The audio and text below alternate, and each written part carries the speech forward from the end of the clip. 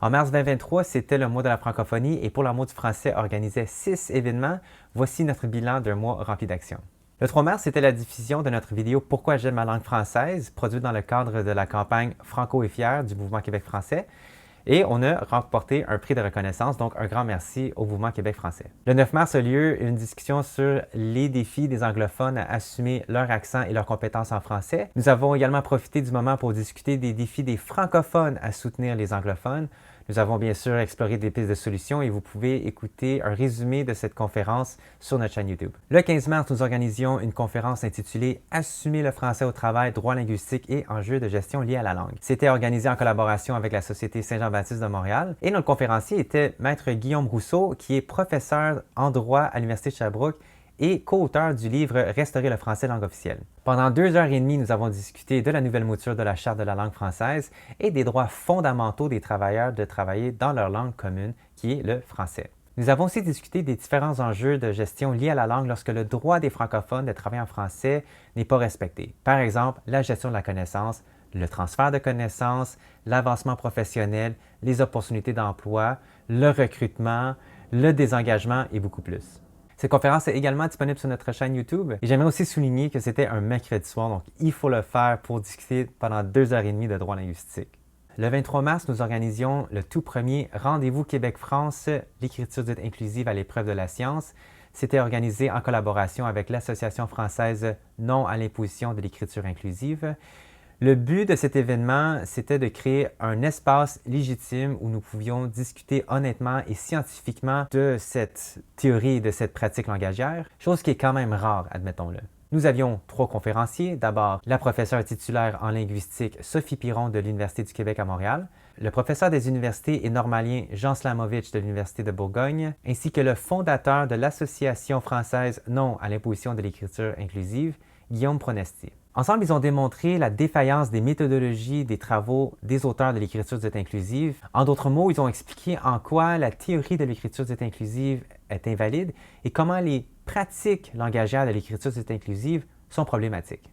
Puis, toujours le 23 mars, en soirée, nous organisions une autre conférence « Pourquoi et comment refuser l'adoption de l'écriture dite inclusive en organisation ». Il était surtout ici question de stratégie et de comprendre les enjeux de gestion liés à la pratique de l'écriture dite inclusive, puisque dans une rencontre, il y a un climat toxique qui s'installe lorsqu'il vient le temps de discuter de cet enjeu et de prendre position. La réponse courte, si jamais vous êtes en rencontre et vous voulez argumenter contre l'adoption de l'écriture dite inclusive, vous pouvez simplement dire que cette théorie et cette pratique est fondée sur une immense confusion entre le genre grammatical et le sexe biologique.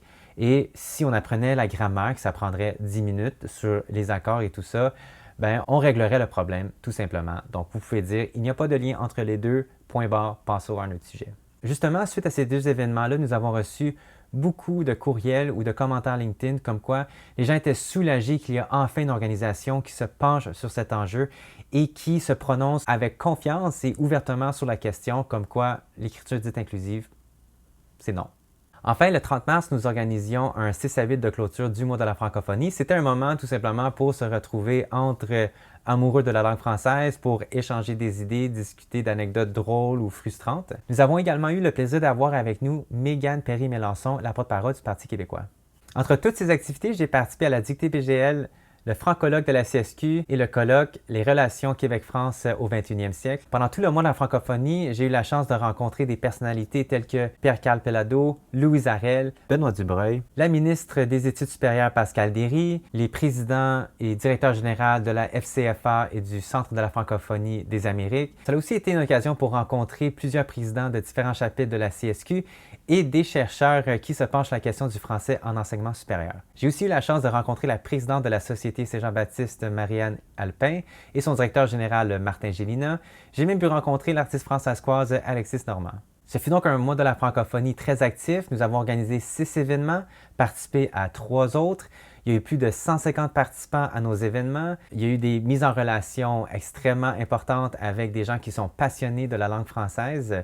Et ça ne fait que démontrer la pertinence de l'organisme pour l'amour du français et les dossiers qu'il porte. Voilà, donc c'est le bilan de notre mois de la francophonie. Pour la suite des choses, il va bien sûr y avoir d'autres événements. Nous offrons des conférences en organisation et du coaching pour les gestionnaires et les employés. Et si jamais vous avez des questions sur nos dossiers, que ce soit assumer le français au travail, soutenir les anglophones ou comment dire non à l'écriture des inclusives, vous pouvez toujours nous écrire. Vous pouvez écouter nos conférences en différé sur notre chaîne YouTube. Suivez-nous sur Facebook, YouTube et Instagram. Merci beaucoup pour votre écoute et à très bientôt.